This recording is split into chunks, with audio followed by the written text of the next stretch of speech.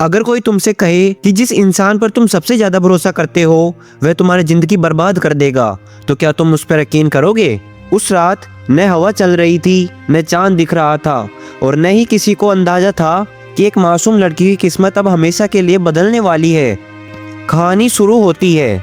बहुत दूर नहीं, एक छोटा सा गांव था। गांव का नाम था सूरजपुर। गांव छोटा था लेकिन दिल बहुत बड़े थे।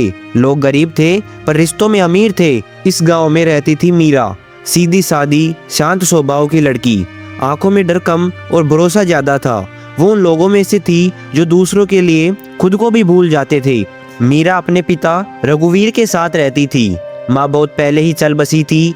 पिता मेहनती थे लेकिन बीमारी ने उन्हें तोड़ दिया था। हर सुबह मीरा गांव के मंदिर जाती, फिर पास के घरों में काम करके अपने पिता के लिए दवाई लाती। उसकी जिंदगी कठिन थी पर उसके चेहरे पर सिकन कभी नहीं दिखी। एक दिन ऐसा आया जब सब कुछ बदल गया। उस दिन गांव में हलचल थी। राज्य का राजकुमार एडविक पहली बार गांव आने वाला था। लोग खुश भी थे और डरे हुए भी। कहते थे राजकुमार बहुत ताकतवर है, लेकिन उनका दिल पत्थर का था। मीरा को इन बातों से कोई मतलब नहीं था। वो बस अपने काम में लगी रही, लेकिन किसे पता था कि यह दिन उसकी पूरी जिंदगी पलट देगा। राजकुमार का घोड़ा अचानक गांव के बीच रुक गया। भीड़ जमा हो गई। मीरा पानी लेकर जा रही थी और अनजाने में उसका घड़ा टकरा गया। पानी जमीन पर फैल गया। राजकुमार गुस्से में बोले, अंधी हो क्या? देखकर नहीं चल सकती?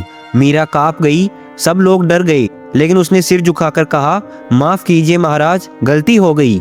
उसकी आवाज में डर नहीं था, बस सच्चाई थी। राजकुमार कुछ पल उसे देखता रहा। पहली बार किसी ने उनसे डर कर नहीं, बल्कि सच्चे दिल से माफी मांगी थी। राजकुमार जाने ही वाला था कि मीरा अचानक बेहोश होकर गिर पड़ी। लोग घबरा गए। कोई पानी लाओ, कोई वेद बुलाओ।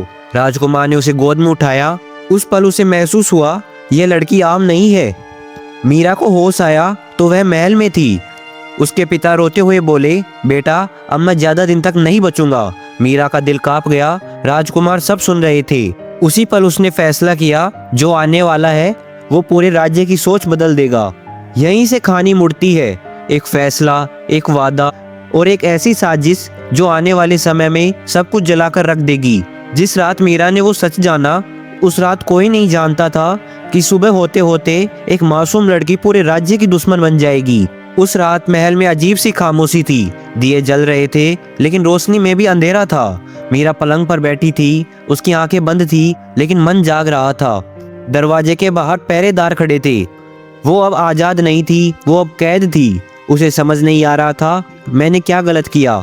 अचानक दरवाजा खुला। एक बूढ़ा सेवक भागते हुए आया। बेटी, तुम्हारे पिता।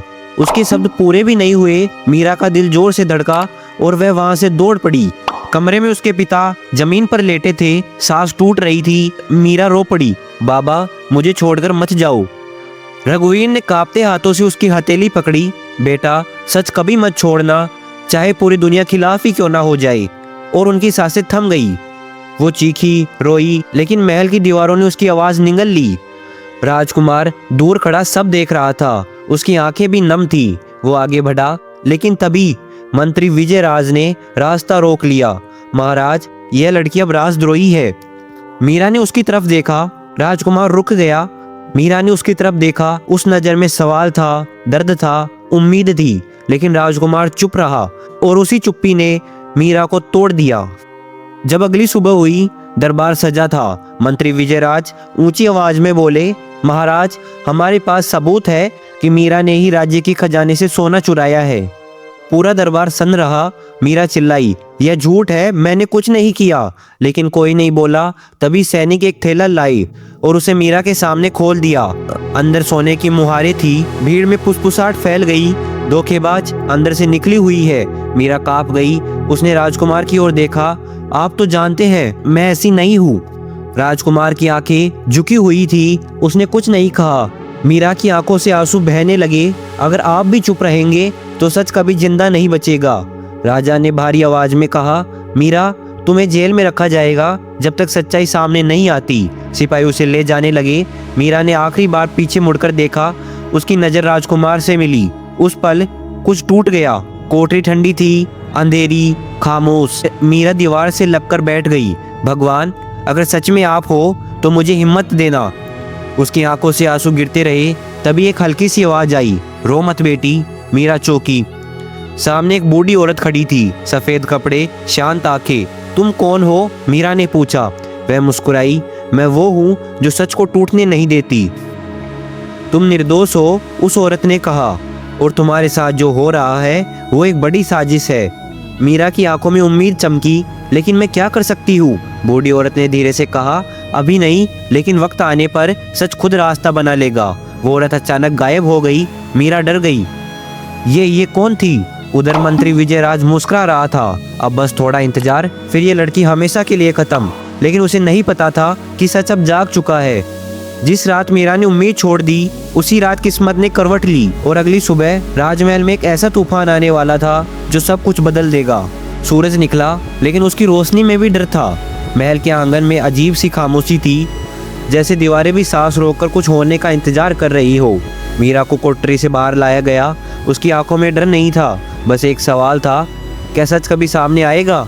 उसके पैरों में बेड़ियां नहीं थी, लेकिन दिल पर बोझ बहुत भारी था। राजा अपने सिंहासन पर बैठे थे, चेहरा कठोर, पर आंखों में नींद नहीं थी। राजकुमार चुपचाप खड़ा था। रात भर वह सो नहीं पाया था।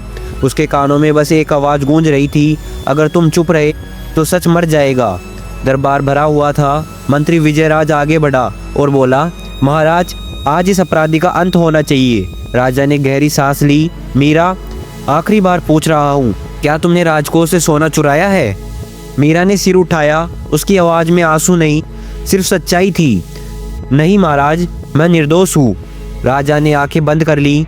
तो फिर ये सब क्या है? उन्होंने सोने की थैली की तरफ इशारा किया। मीरा ने धीरे से कहा, सच जो अभी छुपा है। सभा में हंसी गूंज गई। झूठ बोलने की भी कोई हद होती है। मीरा का दिल कांप उठा। उसी पल राजकुमार ने एक कदम आगे बढ़ाया। पूरा दरबार सन्न हो गया।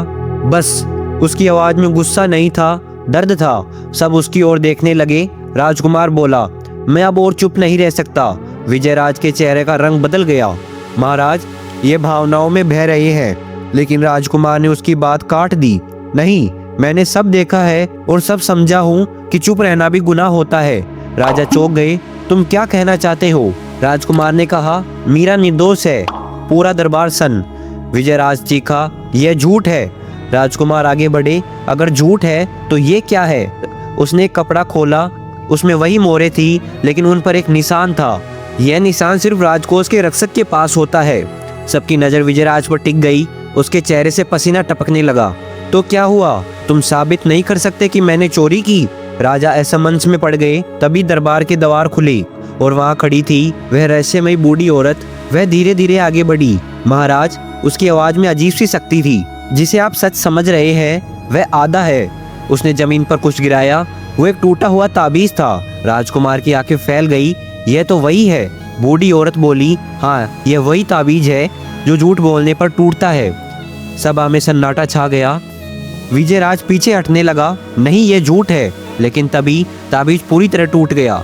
एक तेज आवाज गूंजी और उस पल विजयराज जमीन पर गिर पड़ा। सच सबके सामने था। राजा सिंहासन से उठ खड़े हुए। तो यह सब तुमने किया?